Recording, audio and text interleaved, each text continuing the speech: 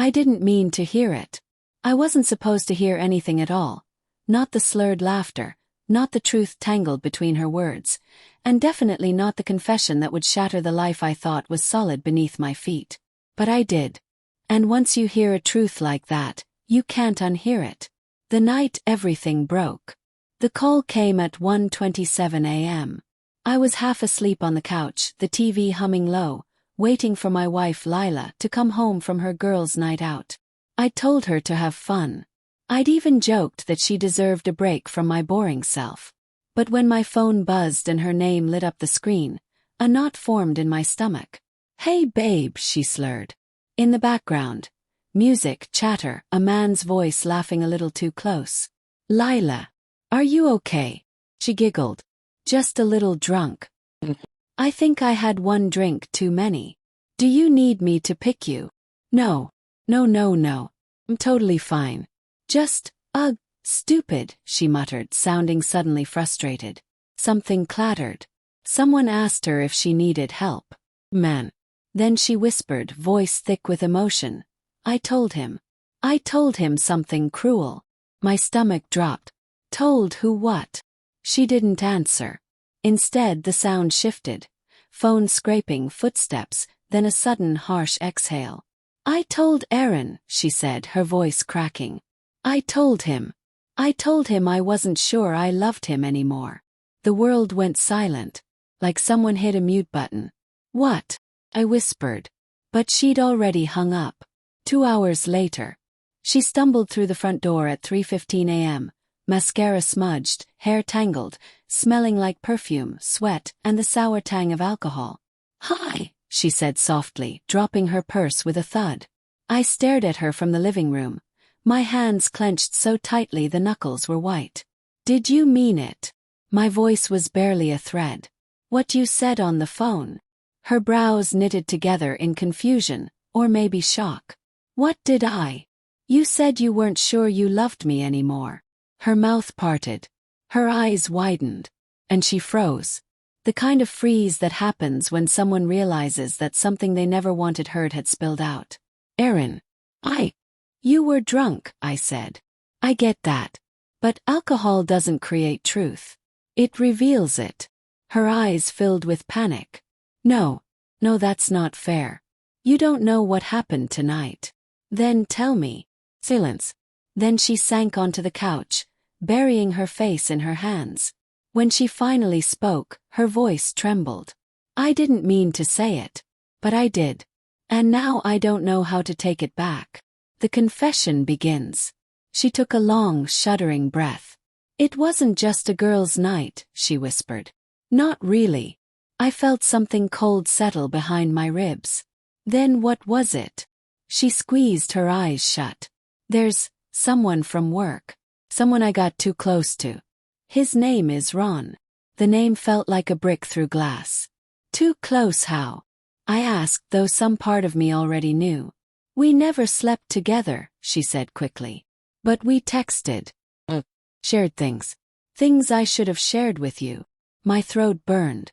"Emotional cheating." She nodded miserably. "It started months ago. I didn't realize what was happening.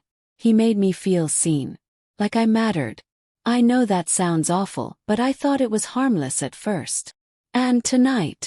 She wiped her cheek. "He happened to be at the bar. I didn't plan it. I didn't go to meet him. But when I saw him we talked. Too long. Too intimately." My jaw tightened. "And that's when you told him you weren't sure you loved me." She flinched as if I'd slapped her. "I don't know why I said it," she whispered. "I was angry. Confused. And he asked why I never left you if things felt so stagnant." The word hit me like a punch. Stagnant. "Is that what you really think of our marriage?" I asked quietly. She looked at me with red-rimmed eyes, torn between honesty and guilt. I think somewhere along the way we stopped talking. We stopped being partners. And I let someone else fill that space. I'm not proud of it. I'm ashamed." I swallowed hard. "Did you tell him anything else?"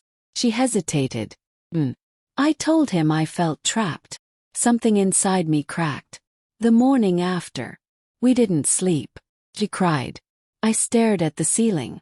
At 8 a.m., sunlight crept through the blinds, slicing the room into gold and shadow. Lila sat across from me, looking small, fragile. Aaron, she whispered, I don't want to lose you. I didn't answer. I messed up. I know I did. But I love you. I swear I do. I just lost myself.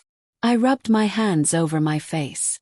I don't understand how you can love me and tell another man you're not sure you do. I was drunk and angry and hurting and confused. She reached for my hand. Pulled it back. Please. Let me explain. You already did. She broke again, soft, quiet sobs that shook her shoulders. But her tears didn't erase the words she'd spoken. Trying to move forward. For days we moved like ghosts around each other. I worked late. She stayed silent. Meals went untouched. Our home felt like a museum, full of memories preserved under glass, but none we could touch. One evening Lila finally spoke. Aaron, do you want to know why I felt so lost? A part of me didn't want to hear it, but I nodded anyway. You stopped letting me in, she said gently. Stop telling me what you felt, what you feared, what you dreamed. You became this calm, quiet wall I couldn't climb anymore. I thought I was being supportive. You were being distant. I looked away, jaw tight. And instead of talking to you, she admitted, I found someone who made it easy to talk. Someone who listened because he wanted something from me. I see that now. Her voice cracked. You didn't fail me. I failed us. But betrayal has a weight that doesn't simply disappear because someone apologizes. The message that destroyed the last piece. A week later, while she was in the shower, her phone buzzed on the nightstand. I didn't mean to look. But when I saw Ron flash across the screen, everything inside me went numb. A preview of the message scrolled across the top. Thinking about last week. About what you said. You deserve more than him. The bottom fell out of my chest. Not only had she confided in him, he still thought she was choosing him. Lila came out wrapped in a towel, eyes widening when she saw her phone in my hands. Aaron, wait. I read the message aloud. Her face drained of color. I didn't reply. I didn't ask him to text me. I swear. But he thinks you want more than this, I said, voice shaking. He thinks he has a chance. No tears spilled. He doesn't. Because I told him the truth. I love you. I want to fix us. I cut it off. But he doesn't believe you, I whispered. And maybe that's because you didn't believe it either. The silence that followed wasn't angry. It wasn't loud. It was hopeless. The conversation that changes everything. That night we sat across from each other at the dining table. The same table where we'd shared laughter, holidays, arguments, intimacy. Do you want to stay? I asked quietly. Truly stay. Not just out of guilt or fear. Yes, she whispered without hesitation. More than anything. And I want to believe you. But I don't know how. She reached out slowly, like approaching a wounded animal. Then let me earn it. What if I can't give it back? Asked. What if trusting you isn't possible anymore? Her voice trembled. Then at least I'll know I tried. That I didn't walk away. Or didn't choose someone else. She winced, but she didn't deny it. The ending that hurts but feels true. We didn't divorce. But we didn't magically fix everything either. We started counseling. We built boundaries. She blocked Ron, deleted the messages, changed her number. Opened up more. She stopped hiding behind excuses. But some nights, when the house is quiet and she thinks I'm asleep, I hear her cry softly, guilt gnawing at her. And some nights, when I'm the one awake, staring at the ceiling, I wonder if love can ever return to what it was before betrayal. Maybe it can. Maybe it can't. But we are trying. Trying to rebuild something cracked. Trying to become the people we promised each other we'd be. Trying to prove that one night, one drink too many, and one cruel truth doesn't have to end a marriage. But we both know the truth.